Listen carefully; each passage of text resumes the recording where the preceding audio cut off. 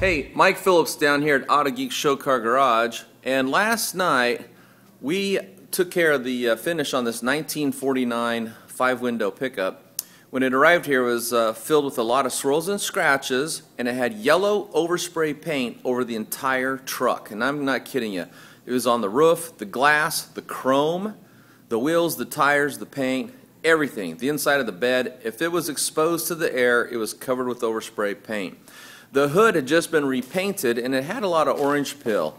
And initially I was going to wet sand it, and then instead I used the CarPro denim pads and actually removed the orange peel just using a Porter cable, dual action polisher, and these very unique denim pads. Let me just go ahead and walk down the side here so you can see exactly how this thing came out.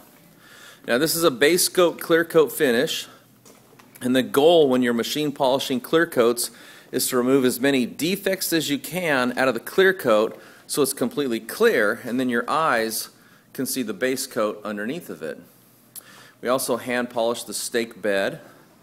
We did the back of the tailgate as well as the inside of the tailgate. We machine polished all the chrome like the bumper you see here, and of course the inside of the bed, the back of the bed and the sides, and all the glass and the roof. Let's go down the side here. Just look how glossy this is. It's completely smoothed over, paint's cleared up. That's how you get a show car finish.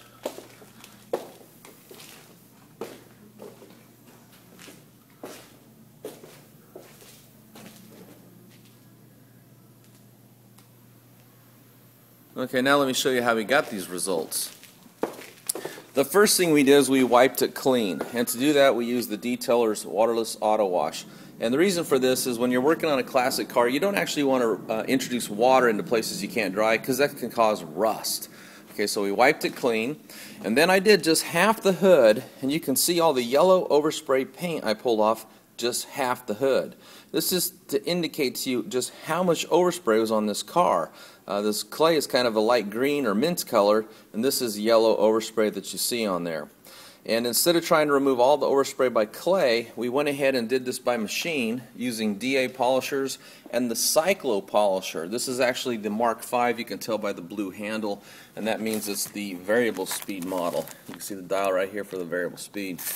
And Cyclo just introduced the Nano Skin Autoscrub pads for their polisher, and so you can see I've got the medium grade on here, and if you look at these you can actually see the yellow paint that came off, and these worked really well to strip off all that overspray paint. So once we got all the overspray off, then the next thing we did is we started tackling the swirls and scratches.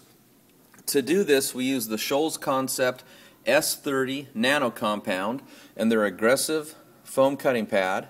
We followed that with the S40 anti-swirl polish, and we used their blue finishing pad.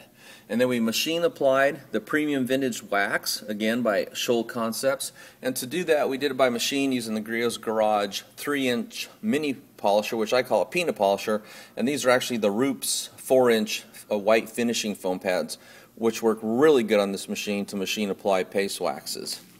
Over here is the Porter cable that I used with the CarPro denim pads. Looks like black denim. Notice it's very flat. And this is the one that they say is equivalent to 2,000 grit sandpaper. And one thing about this is whenever you're doing this, you have to keep your pads very clean because the paint and the compound residue will build up on the surface, and there's no place for it to bury into because of that flat sheen.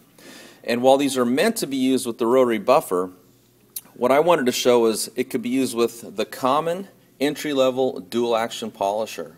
And I ran this at the 6th setting, making slow overlapping passes, and it actually worked incredibly well. I was very impressed at how well it removed the orange peel.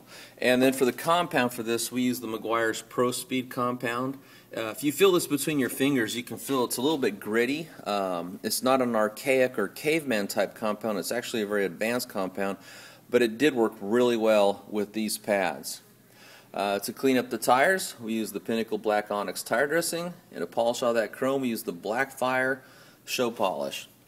And of course, we're using the Del Fesco paint thickness gauge to measure the paint all the way through this, and this is a very accurate paint thickness gauge, and you can see there's quite a bit of paint on here. This is measuring in microns right now, but either way, microns or mils. It has a lot of paint on it. Anyway, that's a 1949 Chevrolet 5-window pickup. Beautiful show truck, polished out here at Autogeek Show Car Garage. And you can find the thread for this up on our forum at autogeekonline.net. And be sure to watch all our videos up at youtube.com/autogeek. And if you want to pick up any of these products to work on your car, visit autogeek.net or give our customer care staff a call at 1-800-869-3011. And they'll make sure you get everything you need to get these kinds of results on your car. See you on the forum.